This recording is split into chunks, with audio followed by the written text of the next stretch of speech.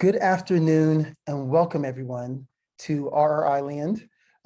We are very excited for today's presentation on engaging pedagogy. My name is Dr. Frederick Gooding Jr. I am chair of TCU's Race and Reconciliation Initiative. But before we go any further, we would like to respectfully acknowledge all Native American peoples who have lived on this land since time immemorial. TCU especially acknowledges and pays respect to the Wichita and affiliated tribes upon whose historical homeland our university is located. Once again, ladies and gentlemen, if you're in this session, congratulations, because you are indeed demonstrating the very spirit of resilience and reconciliation.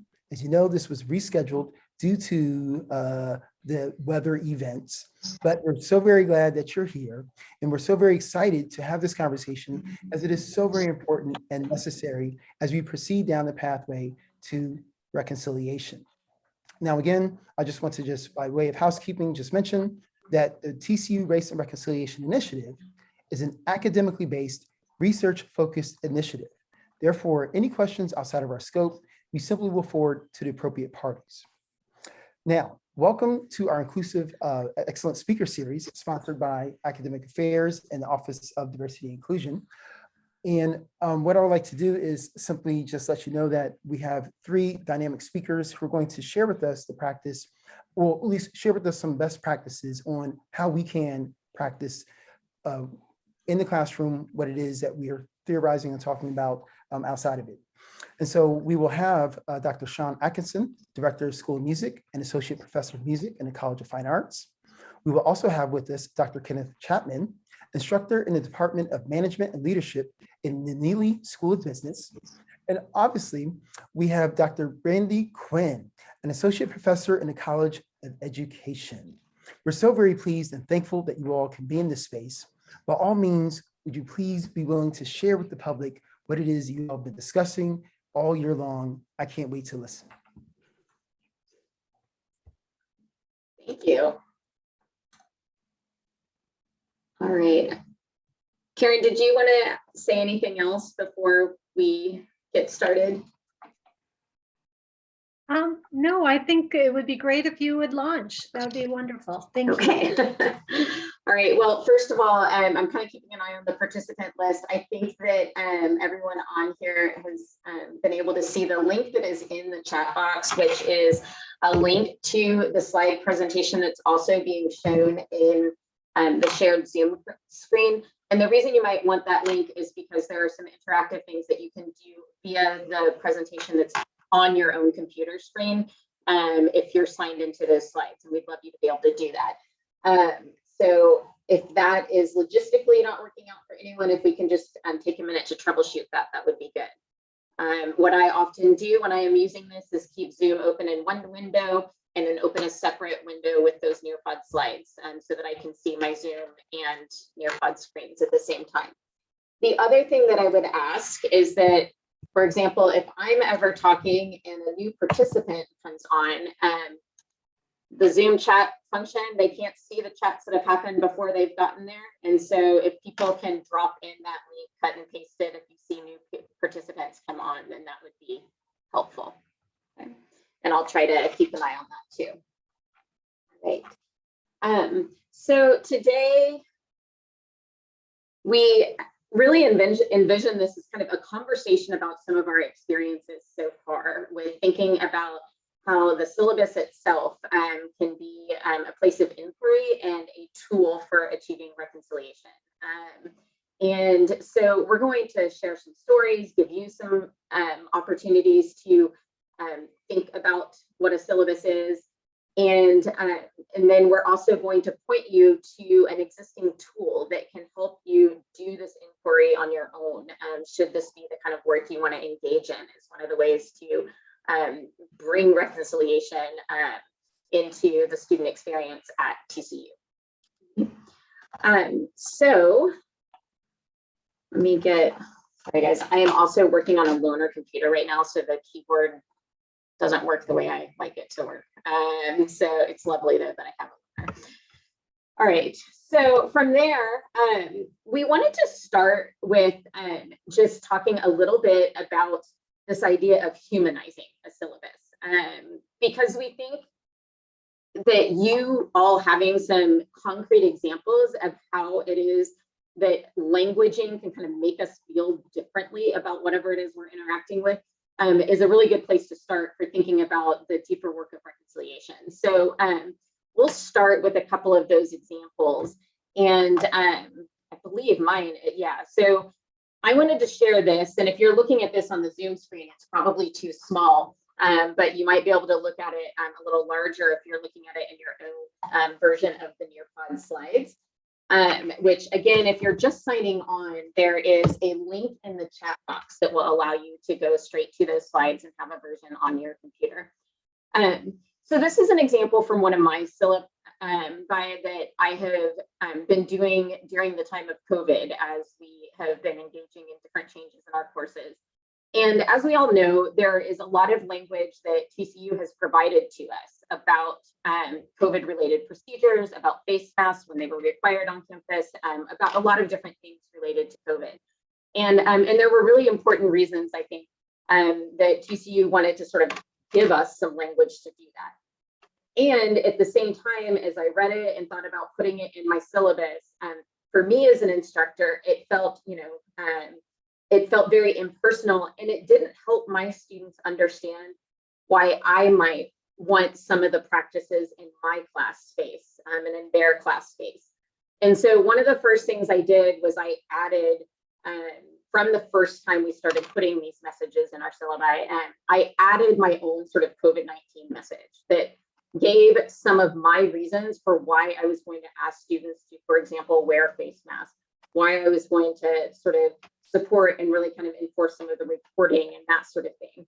And so I think where this mainly comes through in terms of the humanization that we're talking about is in that first paragraph under the instructor's COVID-19 message, where I kind of stated in the beginning, yeah, I'm going to require masks that fully cover the mouth and nose to be worn at all times during class.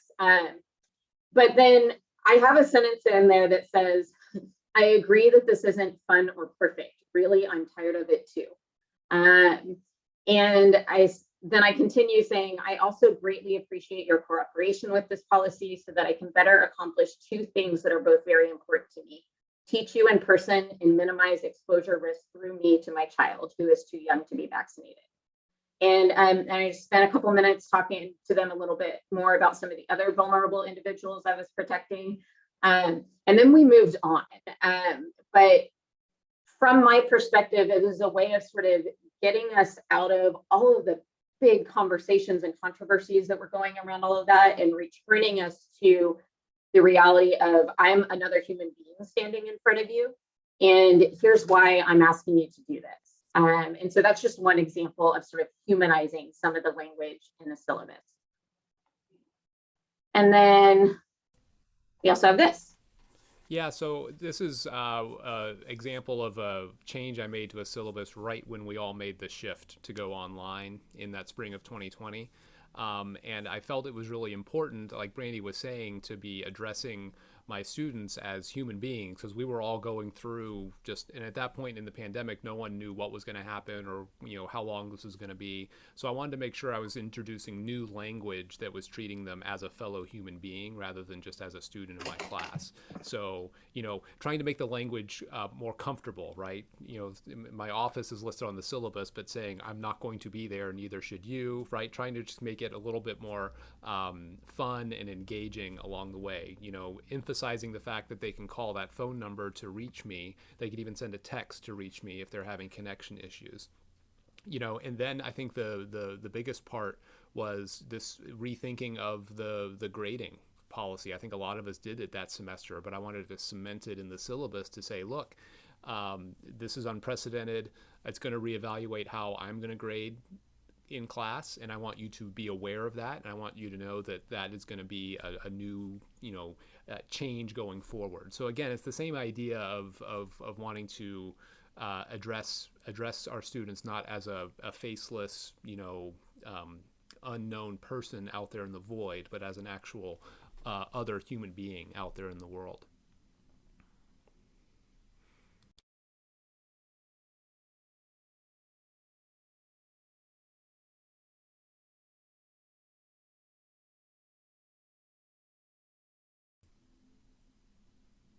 Sorry about that. We wanted to start with an opportunity for you to think a little bit about what comes to mind when you think syllabus. And so if you look on your version of the Nearpod slides, you can see this collaboration board. And I have it set up so that it will not show your names when you post, but other people will be able to see what you have written. And so our prompt is just, what are 3 words that come to mind when you hear the word syllabus? After we get some of those out there, then Kenneth is going to talk to you a little bit about the work of looking at a syllabus. So just take a couple of minutes. You can type into that share your thoughts box and then either hit enter or hit the little send button and it'll post something there for you. We have a brave starter. Thank you.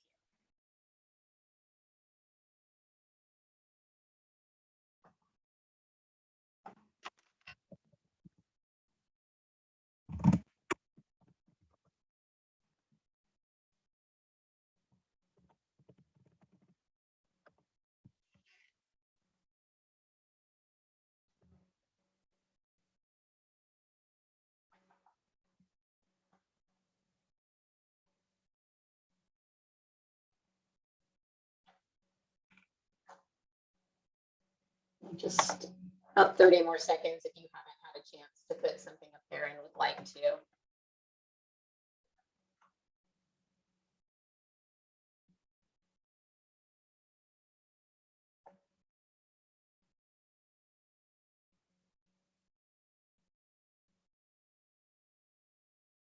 And I think as you look at that, you can see some distinctive responses, but also a lot of overlap in the way that a lot of us think about the syllabus as well. So I'd like you just to both keep those functions in mind that you already sort of consider a syllabus to be, and also as you take in some of the information we'll share over the rest of this workshop, consider what else might be possible in terms of a syllabus.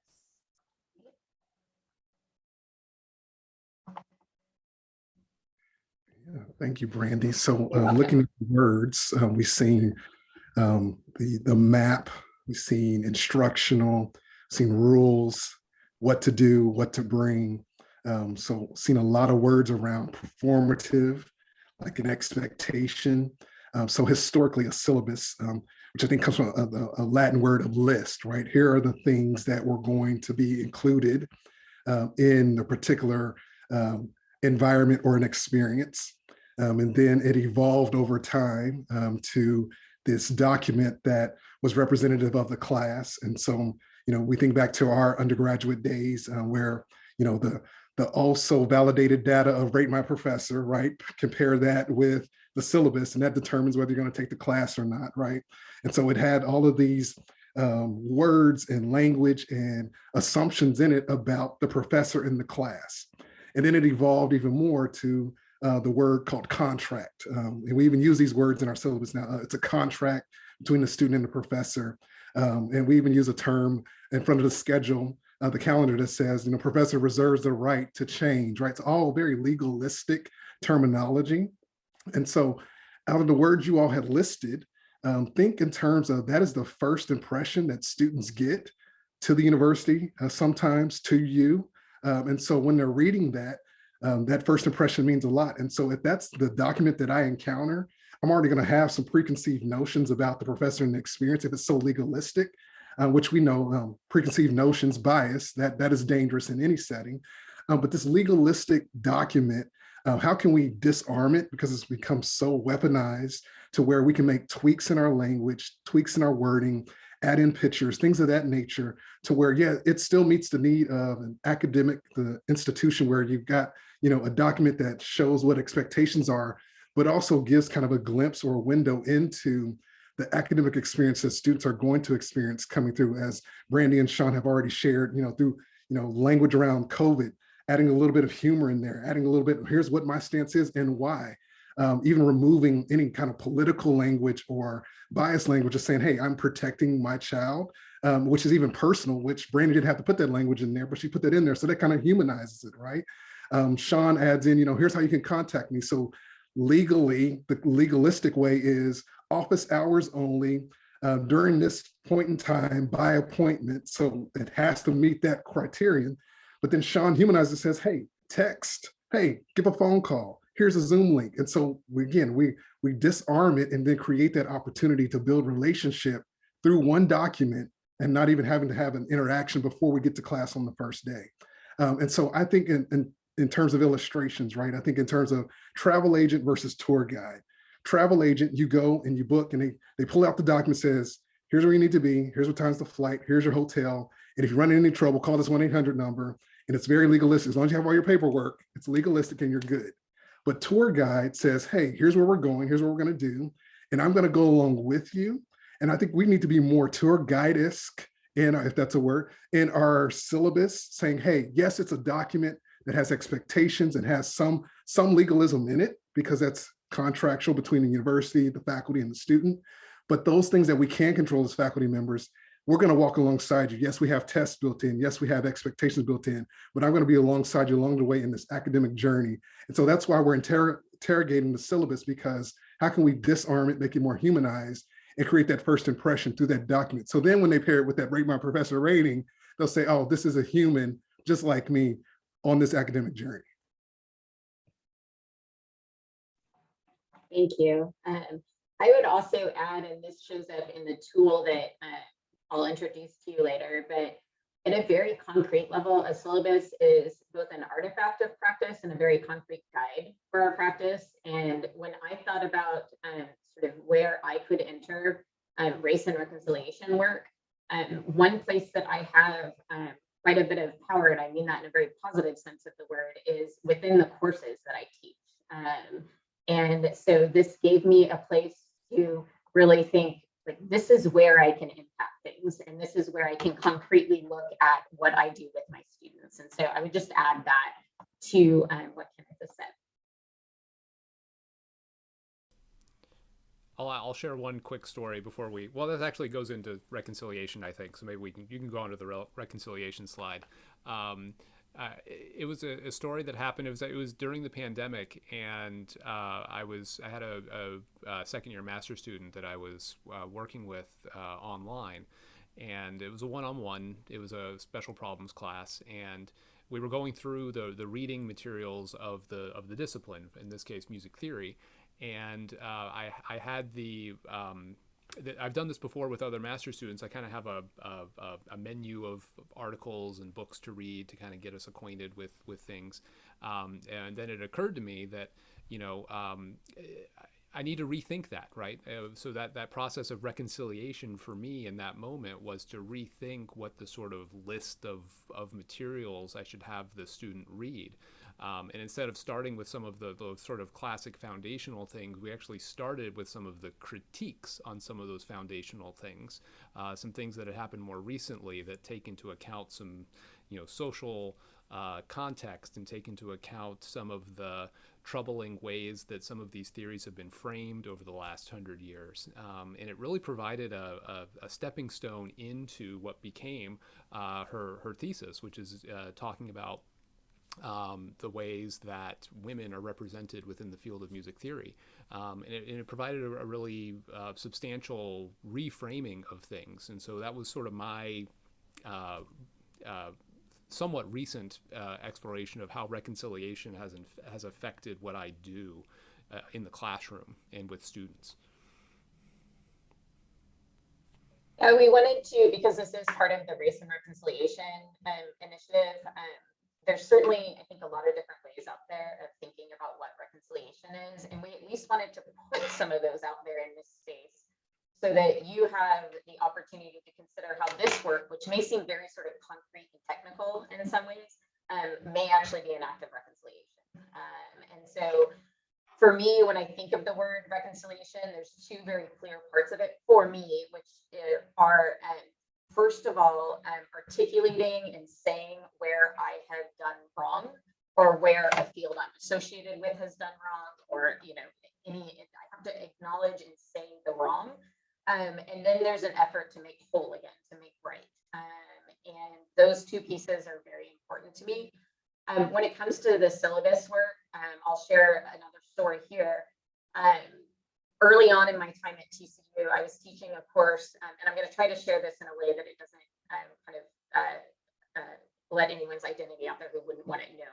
but I was teaching a course where I had a student who was a different race than me, another woman. She was a mom of young children, and I was not yet a mom. She was coming back to school at a different point in life than a lot of our TCU students were. So I'm saying all of that to let you know that this was someone who, at least on some kind of surface level things, was in a kind of different life experience than I was in that moment. Now, that's one thing. I go through teaching my class just the way I'm teaching my class, give out my syllabus the way I'm giving out my syllabus. And in my syllabus, I always include the university's language about absences that says something along the lines of no absence will be summarily excused, and sort of goes on with that. Up until the point of this class, I had always just put that language in there and left it at that. I taught this class. The student had to miss class for a few different reasons. And at the end of the class, she came to me very upset because she felt like my attendance policy didn't really allow for full participation for someone who wasn't sort of what we might think of in terms of a TCU undergrad student. In other words, sort of their main focus is what's going on here at TCU. They're living on campus, they're doing, and I had to sit there for a minute. And first of all, I just spent 30 minutes listening to her in my office. I didn't say anything. And then I had to stop myself from the instinct to say, well, that's just the policy. I wish you would just talk to me. Because that's what my instinct was to say, oh, yeah, I know that's in the syllabus, but you could have just talked to me and we would have worked this out. And so I had to stop for a minute and say, but she's a student and I have more perceived power in the perceived and actual power in this situation. And so it takes a huge leap for that student to say, oh, I'm going to think that maybe this professor doesn't, mean it exactly the way this legalistic language is, and go talk to her. So to make this a little bit shorter version of the story, my syllabus now still includes that official language, but then I have, much in the way I did with the COVID statement, information under that essentially says, hey, we all have lives and things come up. The bottom line is I want you to talk to me as soon as you can about any reason that you might need to miss class. I want you to succeed and we will figure out what needs to happen for you to keep succeeding in this class. All right. And so for me, it was a really sort of concrete way that I thought, oh, this syllabus tool became a way not just to reconcile with that student, but to reconcile the practice moving forward with all of my students. Yeah, and I agree with you both in terms of reconciliation is leveraging the power that we have perceived or real and being that bridge. Similar experience with working in the business school in our language, when it's presentations time, we expect our students to be in business professional in language that I had was your Sunday best. And Sunday best means different to different people, whether I identify as Christian or not, whether they went to church or not, but also even within the Christian community, Sunday best means different to different denominations. And so what is a three-piece suit, and particularly my culture, African-American culture, the Black church, may not be the same for others. And so that standard can be moved and can be reassessed. And that's reconciliation, because I have the power to say business professional looks like X, Y, and Z. And then if you don't have that, what are resources to reconcile that with a suit up program and with access to resources, so that way they're not left out of the conversation because they don't meet the standard of what business professional is. And so reconciliation is also being an advocate to reconcile between the power and the privilege, but also the less privilege, in order to have a seat at the table and to be a part of the academic experience.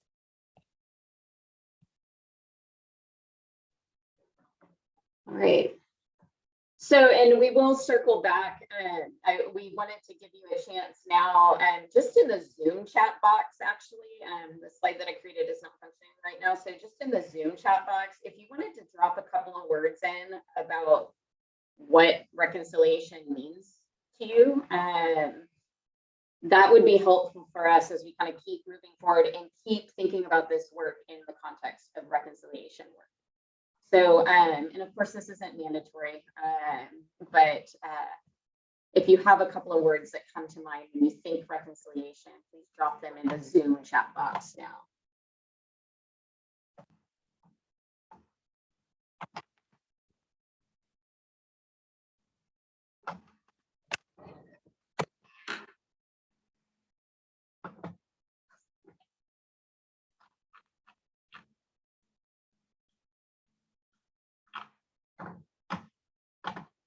How is audio for people? I've received a message that my audio is not going all that great.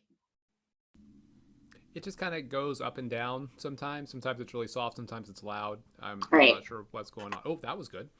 All right, I'll lean in here to it. Like I said, I'm on a loaner computer, so I'm not used to the audio setup here. All right. All right, I'm seeing a couple of comments there in the chat box. What I think I'll do is kind of leave you with that in your head and go on to the next part of this very short workshop time that we have with you. We wanted to spend a little bit of time giving you a concrete tool or pointing to you to a concrete tool to do this kind of work, should you want to. Now, this is a tool that right now in the College of Education, which is where I am, our whole faculty is engaging this tool to look at our syllabi and to consider where we can make changes in our syllabi that make for a more racially inclusive and equitable experience in our classrooms. And so we're in the midst of it. And so we're kind of, the way I can share about it is at a very kind of process level. There are a couple of people also involved with that work on this call.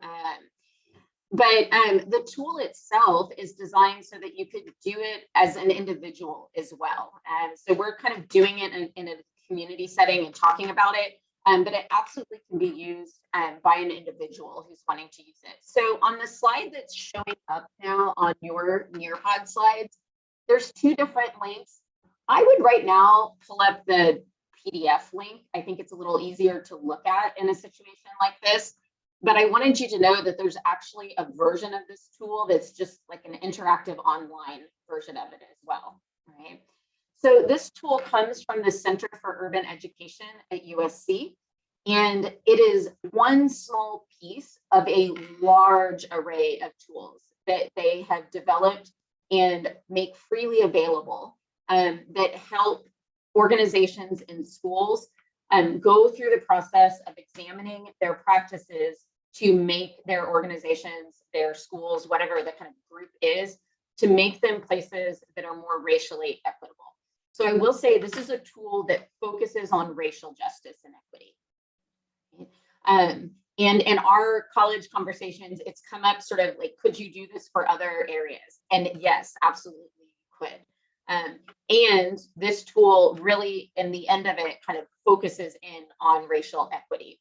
And it's the reason we chose it as a college to look at it.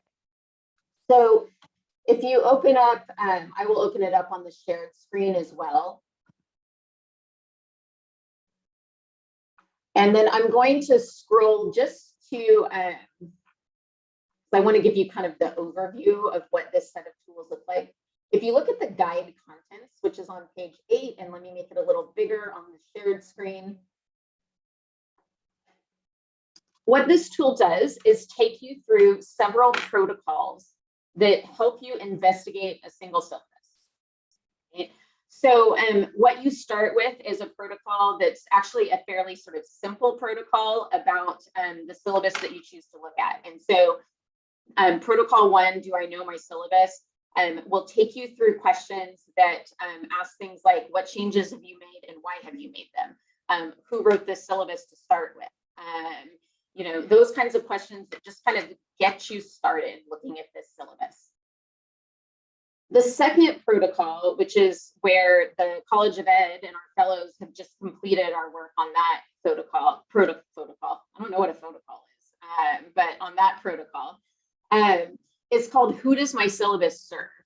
And I have found this to be one of the most interesting ones that really speaks to a lot of the stories you've heard from us today. So who does my syllabus serve, that particular tool? And you can certainly scroll through it as I'm chatting with you about it. But that particular tool asks you to go through and annotate the different pieces of your syllabus to say, is this speaking to a need of the university? Is this speaking to the need of a department? Is this speaking to the need of faculty? And what's interesting, you're not actually asked to say what's speaking to students. And there's some different thinking behind that in the protocol. But I think what many of us found as we did this protocol was how much doesn't actually speak to students that's in the syllabus. So how much speaks to an institutional need? How much speaks to a college or a department need? How much speaks to in education? We have a lot of like policy level needs that we have to speak to for different accrediting organizations. And so that tool is really interesting just to start looking at how many times our students might be looking at this syllabus and thinking, what does this have to do with me? The third protocol is the one that we're moving into next in the College of Ed work. And this is really a rubric. It's the most detailed of the protocols that takes you through different places to look for, am I demonstrating, and in what ways am I demonstrating racial equity for minoritized students? Right? And so I think a lot of the examples we've talked about have been more in like policy language that may disproportionately affect one group of students over another.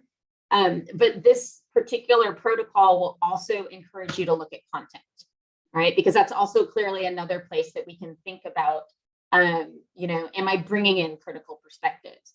I teach child development. So one of the things I'm doing right now is kind of going back to the books, going back to the research and saying, when can I bring in people who are not sort of speaking and doing research from the perspective that child development has sort of done for the past 100 years? When can I bring in a different perspective, a more contextualized perspective?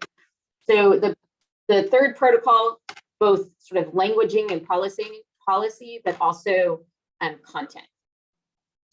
The fourth protocol allows you to create an action plan. Like, what changes are you going to make? Right? And it gives you the space and the reflective questions to do that work. Right. And that's work that as a College of Ed will kind of move into over the summer as people are creating their syllabi for the next semester. Right. So again, this is a tool, again, it's freely available that you can look at in PDF form, you can look at as an online tool. And if you get on that site and kind of play around a little bit, one of the things you'll see is that there are similar tools there, for example, for just document review. So like documents that your department or college might put out, or website review that your department or college might put out, all right? With the understanding that all of these written pieces of information that we provide to our students are very concrete ways that we start to establish our relationships with them. So we wanted to share a couple of examples of changes that support equity and reconciliation. And so we're going to do that now, and then we're going to come back to some time for you to ask questions and talk about some of this work. So here's one from a class I taught in the fall just now. And I've started doing this on all of my syllabi over the last 3 or 4 years at least. And I wish I could say this was my idea, but I stole it from someone else who maybe stole it from someone else, but that's how these things spread. Is at the very top of the syllabus, well, after the mission statement, which I've included at the top of my syllabus for a long, long time, a little brief introduction, right? Why we don't need to start with the nuts and bolts of the class. Let's get to know each other, even if it's in this, document form where we're not actually having a conversation. It lets them know a little bit about me. It lets them know my pronouns. It lets them know that during class I prefer to be called Dr. Atkinson. And then I ask about them, right? This gives them the opportunity to engage with me. And gives them the invitation to reach out to me if I'm not pronouncing their name correctly, if they'd rather be called by something else, if they, what their pronouns are.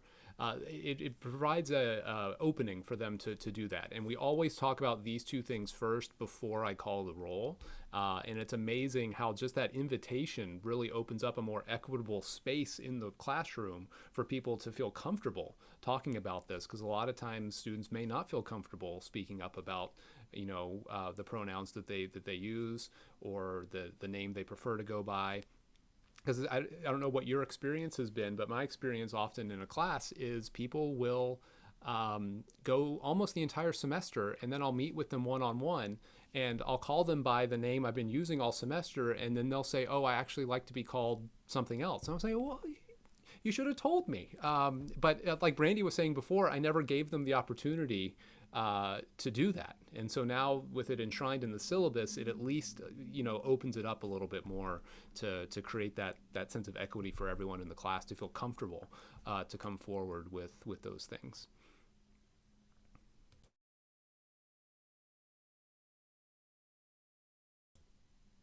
Oh, that's me again. So I right when the pandemic hit, I was teaching a class on the music of Billy Joel, and it was a really fun class.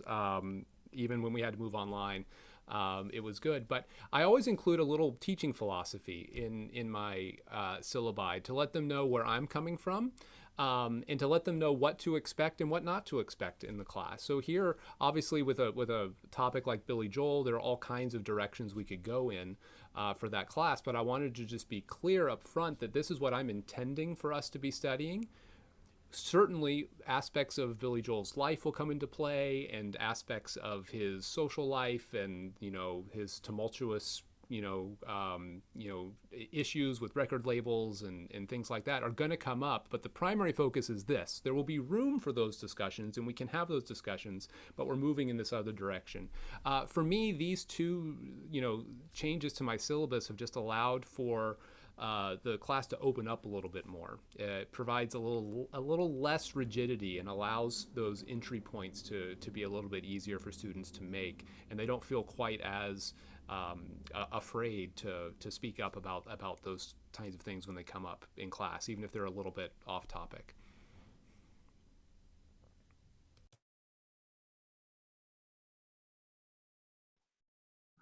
And I'll share one change I made. I do not have a slide for this change. It wasn't sort of slidable in nature.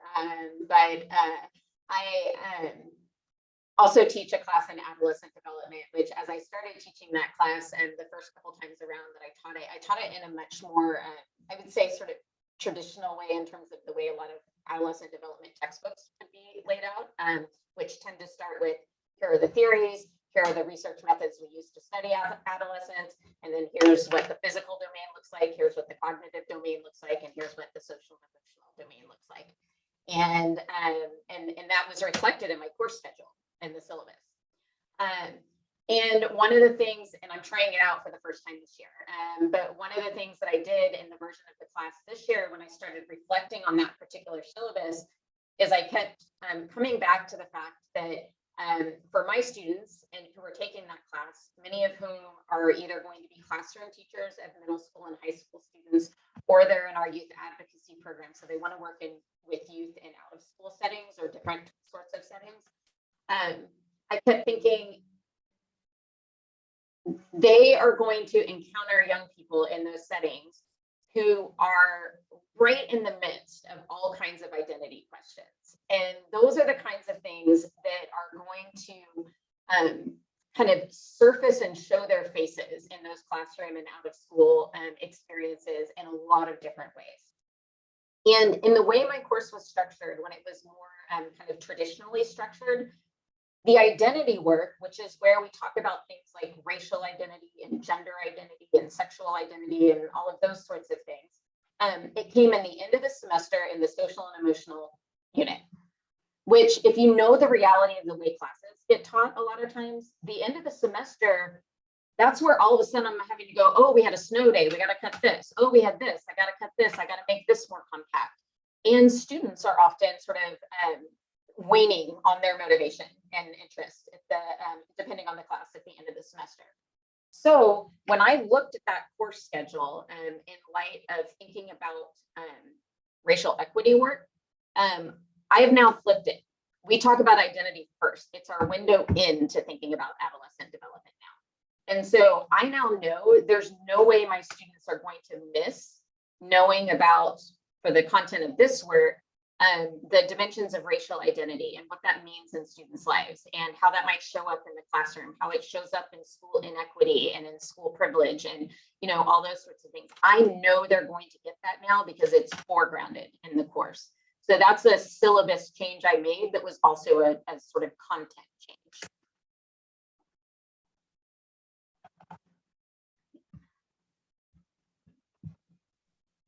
Yeah, one thing that I've done, and Sean kind of alluded to, is telling my students who I am, that I'm not just 100% TCU faculty member, that I have other identities, that I have 5 children. And so from about 3 p.m. to 8 p.m., I'm engaging an active father, an active husband. That might be track meets, basketball games, fussing at kids to do their homework. So if you send me an email, I used to say your emergency is not my emergency, but that was kind of harsh. But letting them know into my other life that when I'm home and engaged. And so that response time may be after 8 p.m. or maybe early in the morning, because that's my priorities, family, and being engaged with them, in addition to my spouse being an ER nurse. So it's me solo running the ship, trying to keep kids alive before she gets home. They don't know that. And so educating them on kind of what my identity is, and they're like, oh, you do have a life outside of TCU, Dr. Chapman. Yes, I do. I'll get back to your response time, but just know that like you have multiple identities, I have multiple identities as well. And also for business students, trying to instill in them as well, priorities, work-life balance, general 8 to 5, and that, you know, you need a good work-life balance as well, because we don't want to produce as citizens, social citizens who are just all work and no life. And so that's kind of been a way for me to build relationships with my students, because they know, hey, I have 5 kids. He's probably not going to respond to this email. He has 5 kids. So let's just call it what it is. I have 5 kids too. I should start doing that as well. Wow, I had no idea that you shared that in common. I didn't either until right now. That's great.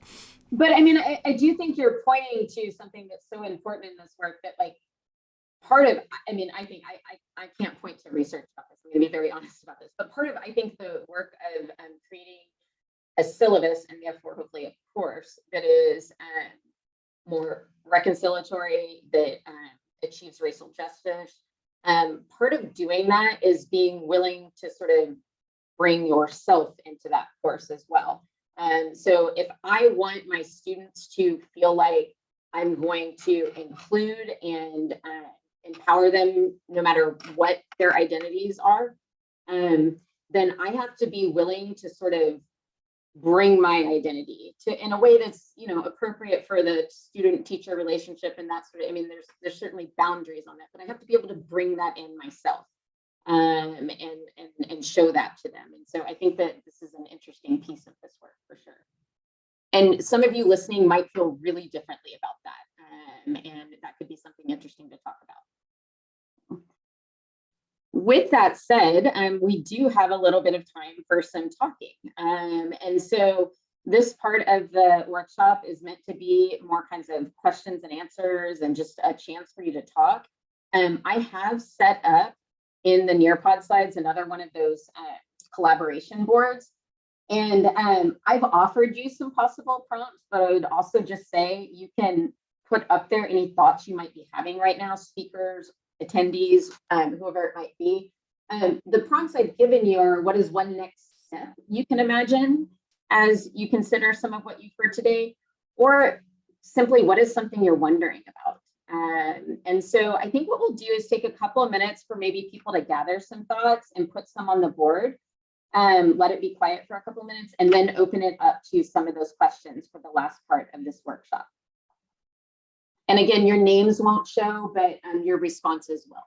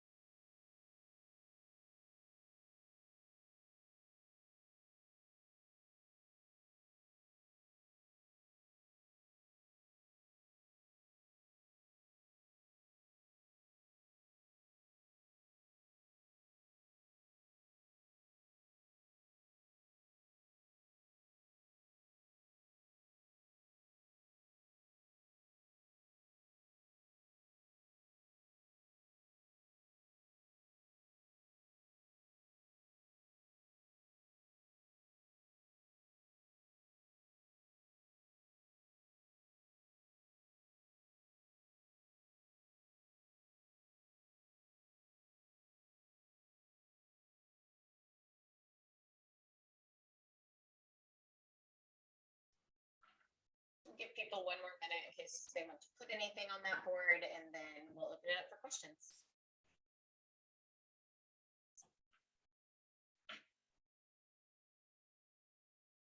And I'm going to stop the screen share of the slides during the questions so that people can see each other's faces a little better.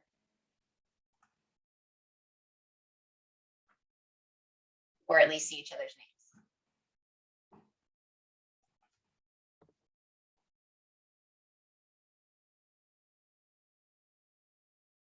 And sometimes you may need to refresh that Nearpod window to see other people's posts. So if you're not seeing anything, you might want to refresh it.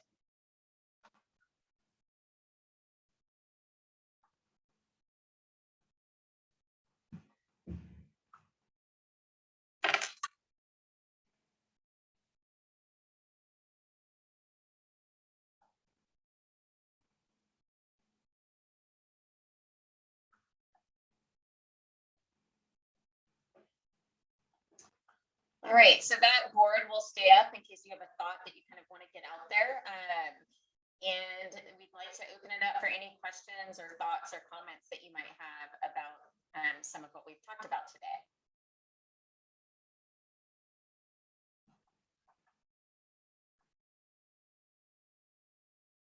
Brandy, I wonder if you might speak a little bit more about the work that's happening at the College of Ed with your syllabus review, and whether there would be opportunities for anyone here who wants to do more to get to be part of that conversation, or might there be opportunities to start up some of similar work in other colleges outside of the College of Ed?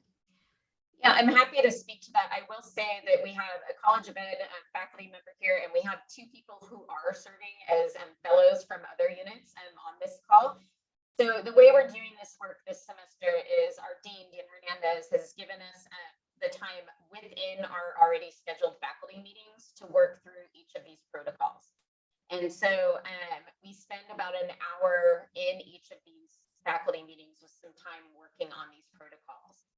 In our college, we have done this in the context of looking at intercultural competence and some of our skills in that area. So we've also done an assessment that looks at intercultural competence to kind of see where we are as a college in that skill set. And then this is one of the actions that has arisen from that work. In terms of other ways to get involved, the most informal way is certainly just to reach out to me, and I can talk to you more about this process and sort of how we got into it. Jessica and Kenneth are both fellows for us this year, which means that they are attending these meetings with us and doing the work, but doing it sort of thinking about how they might be taking that back into their own home unit as well. And that's the idea of the fellows program. And then I think that the other way to get involved is, again, just to try out these online tools with one of your own syllabi and sort of see what it feels like to go through that process. And but I think there's a lot of ways to do this. The College of Ed work will continue for the next over the summer and the next year, just in the way in terms of how sort of this grant has pulled out. So thank you. And I should say, just a plug for it, the work that we're doing was done as a part of the Inclusive Excellence grants that are being offered here on campus. I believe the deadline's done for the next round, but it's a really great opportunity and can be used for some good things.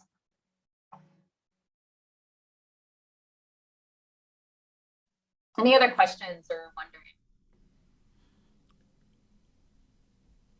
I was just going to comment looking at what was posted on the board, and thank you all for these reflections. I think this is great stuff. And when Brandy and Kenneth and I were talking about this, one of the things we realized is that the reconciliation for this kind of syllabus engagement can really be thought of at multiple levels. And you can do just language changes, which a lot of these comments are suggesting is just changing, like when we were talking about humanizing the syllabus and engagements with your students. But then you can also go deeper than that if you wanted to and talk about content changes. And so a lot of people were commenting here about re-examining the things that are in the class and maybe restructuring how those things work, coming at it through this lens of reconciliation. And then there are even larger university level things that could happen as well. So there's multiple paths through this. It's not a one size fits all kind of activity. They're all flavors and shapes of ways to go about beginning this work. And I think that's reflected in this. And I think that's really important to realize.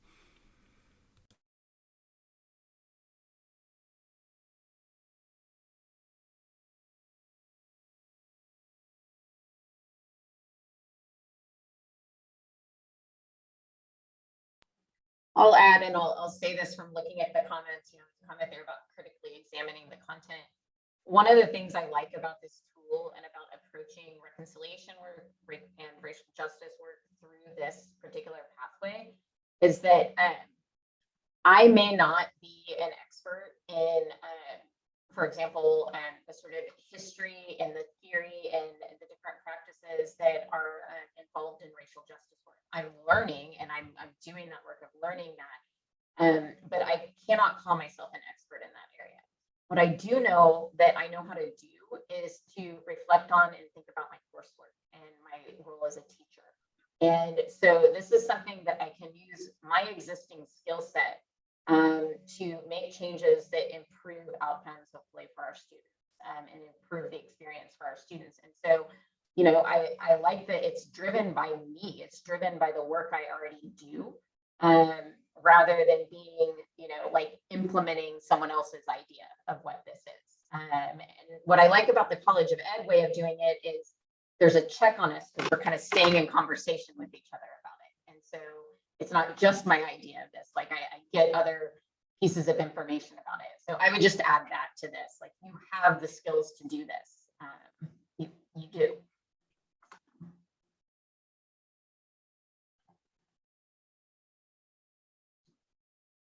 Any other final thoughts before we give you a little bit more information to wrap up our workshop?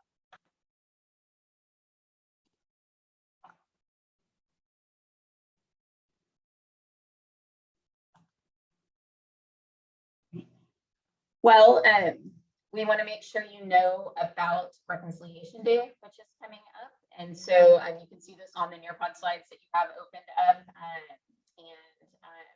It's April 20th from 11 a.m. to 1 p.m. In the Blue Auditorium in Campus Commons. Karen, would you like to say anything else about that particular event? Yes, I would. Thank you, Brandy. The most important part is that I hope each and every one of you can come by. And I hope you'll also consider asking somebody else to join you. I think that sometimes doing the work that feels hard or feels daunting. Now, this is Reconciliation Day, which is not about the hard work. It's actually reflecting on the work that has been accomplished and the work that we plan for the future, but it's really a chance to also come together so we can move forward together. So we hope you'll come. It's right there on the bricks in the campus commons. There'll be food, there'll be festivities, there'll be reflection. There'll be some surprise guests who will be coming as well. There'll be music, and come and bring a friend.